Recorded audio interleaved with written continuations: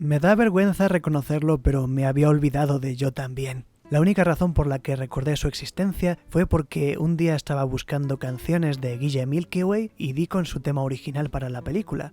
Me alegro de que él se encargase de la banda sonora. Este filme se apoya en 4 columnas: Pablo Pineda, Lola Dueñas, la dirección y el guión.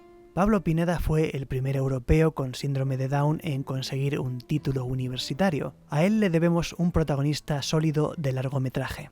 Lola Dueñas es una actriz de las que te indica dónde está la fotocopiadora y gana un premio Goya. A ella le debemos una protagonista poliédrica.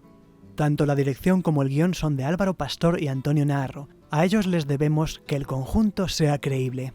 El protagonista es Daniel Sanz, un tipo que se enamora de su compañera de trabajo, Laura. Laura está llena de defectos, pero Daniel la acepta tal como es. No así el resto de Sevilla, que murmura a las espaldas de ella, pero sobre todo de Daniel. Y es que nuestro protagonista nació con síndrome de Down, y por eso de los dos es el primero en ser tratado con prejuicios. La película es alucinante, es una joya. Entre sus temas recurrentes está la infantilización y el paternalismo a la que se somete buena parte de la población con discapacidades. Vemos a personajes neurotípicos creyendo de veras que la gente discapacitada no puede tener atracción ni deseo. He profundizado en esto en el vídeo anterior, Campeones contra Yo también.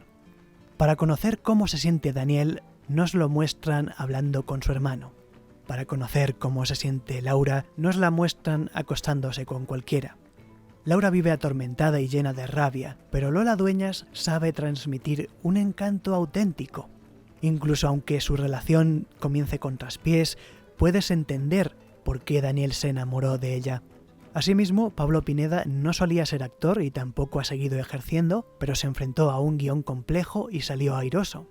En buena parte de las historias con personajes discapacitados se tiende a confundir realismo con pesimismo.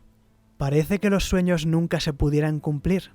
Para equilibrar este tipo de realismo hay una trama secundaria con otra pareja. A esta pareja le va muy bien desde el primer momento, dándonos un par de escenas que agradarán a todas las almas románticas. Un detalle de agradecer es que esta pareja secundaria se logra conocer porque Daniel apuesta por el amor en su más amplia expresión. Decide obviar una norma sin sentido y aceptar a alguien simplemente porque es lo humano. También toma la decisión porque Laura odia las normas. Daniel incluso sueña con ella vestida de Red Sonja, como para no hacer caso. A su vez, la creación de esta pareja acerca más aún a los protagonistas. El amor regresa triunfante porque se apostó por él.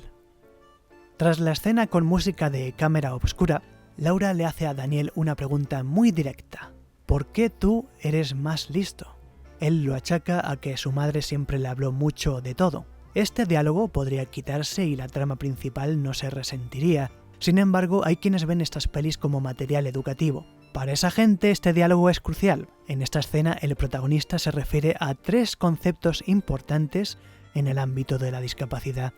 Por un lado, la intervención temprana y la presunción de competencia. Ambos conceptos están interrelacionados.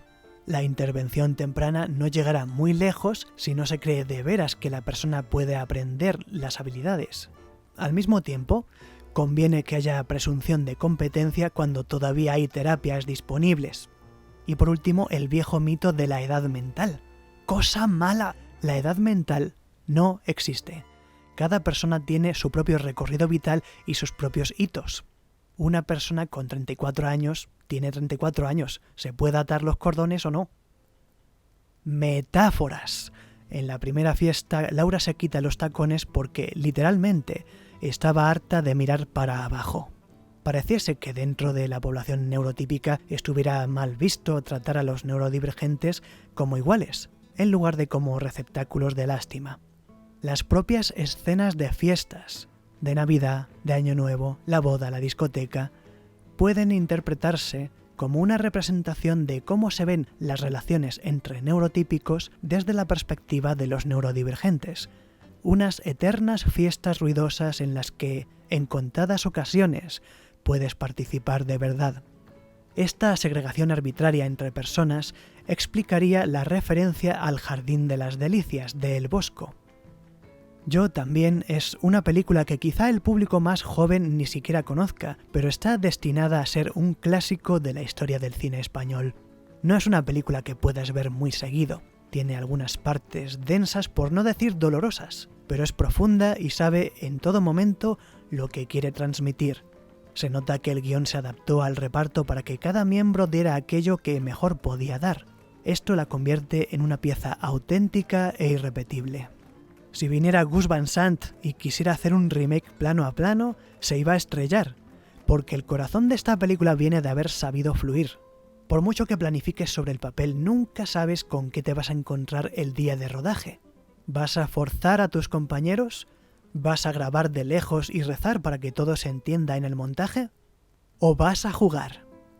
Yo también es un drama humano que reconoce a sus verdaderos protagonistas, huye del azúcar y de esa costumbre capacitista de querer convertir a la gente con dificultades en figuras de inspiración.